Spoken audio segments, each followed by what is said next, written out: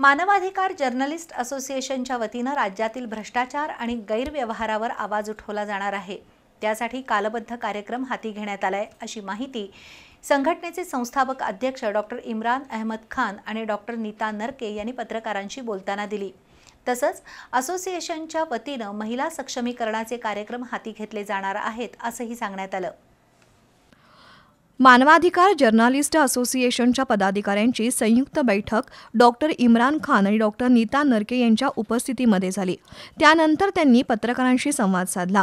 असोसिएशनचे संस्थापक अध्यक्ष खान मूळचे डेहराडून इथले रहिवासी आहेत। त्यांनी संस्थेची व्याप्ती आणि कार्यकक्षा वाढवण्याचं निश्चित केलंय।